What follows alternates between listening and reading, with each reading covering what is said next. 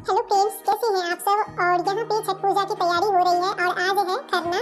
और छठ पूजा 4 दिन का होता है। पहला होता है नहाय खाए पहले दिन, दूसरा दिन खरना, तीसरा दिन शाम का अर्घ दिया जाता है और चौथे दिन पारण होता है। उस दिन भोर में सूर्य को अर्घ दिया जाता है।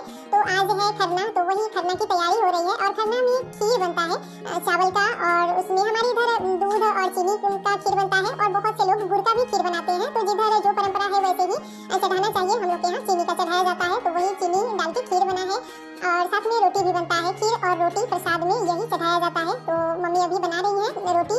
और यह व्रत समझिए 4 दिन का होता है। एक दिन पहले से ही नहाय खाए से शुरू हो जाता है और उस दिन अच्छे से बाल वगैरह धो के, नाखून काट के, और उस दिन अरवा चावल, चना का दाल और लौकी की सब्जी ये सब खाया जाता है।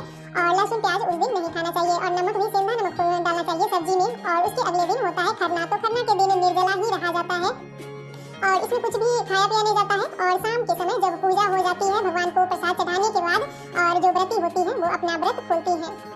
तो रोटी और खीर बन गया है और ये पूजा भगवान के रूम में ही होती है। जहाँ पर सबके घर में होते हैं, भगवान घर तो होता ही है, वहीं पर ये पूजा की जाती है। तो केले के पत्ते पर प्रसाद चढ़ाया जाता है। और जिनके घर में जितना अर्घ है, बहुत से लोग अपने पति के लिए भी अर्घ रखते हैं, बेटे के लिए भी अर्घ रखते हैं। तो आपको जितना अर्घ है उतना रोटी, 2 रोटी होता है, मतलब एक रोटी पर खीर रखना होता है और दूसरी रोटी से इसको ढकना होता है। तो मेरे यहाँ 4, जैसे मम्मी 4 अर्घ देती है तो 4 जगह रोटी है और 2 उधर है, तो वो मेरी देवरानी का है। तो आप जितना बेटा है अपने हस्बैंड के लिए करना चाहती हैं तो वैसे अर्घ चढ़ाना चाहिए। तो यहाँ पर एक रोटी पर खीर डाल के और दूसरी रोटी से ढक दिया गया है।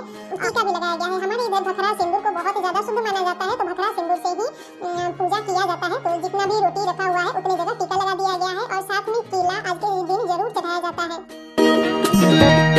और छठ पूजा का जो मेन व्रत है वो आज ही है खरना। ये बहुत ही अच्छे से, बहुत ही शुद्धता से किया जाने वाला व्रत है। इसमें कोई ये नहीं है कि हम किसी भी चूल्हे पर कुछ बना लेंगे, भगवान को चढ़ा देंगे, ये सब नहीं होता है।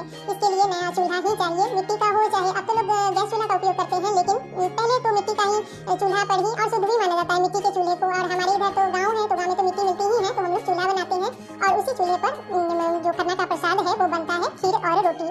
तो यहाँ पे जितना भी अर्घ है उतना जगह अड़हुल का फूल, जिसे गुड़हल का भी फूल कहते हैं, वो चढ़ाया जाता है और ये हवन किया जा रहा है। तो इसमें चूल्हे का आग था ही, उसी पर धूप रखा गया है, तो ये अच्छे से सुलग गया है। और पूजा के समय हवन करना बहुत ज्यादा जरूरी है। और जितना भी अर्घ है उसके लिए यहाँ पर दिया जलाया जा रहा है। तो 6 दिया जलेगा, तो उसमें घी का ही आज के दिन, अगर आप सक्षम हैं तो घी का ही दिया जलाएं, क्योंकि घी बहुत ज्यादा शुद्ध होता है और आज के दिन जलता ही है। तो जितना भी जगह अर्घ है उतने जगह दिया यहाँ अभी रखा जाएगा। और यह व्रत समझिए एक परंपरा के अनुसार जो घर की बड़ी बुजुर्ग होती हैं वो करती हैं, और जब वो बूढ़ी हो जाती हैं, जब वो नहीं कर पाती हैं, तो घर की बहू इसे कर सकती है।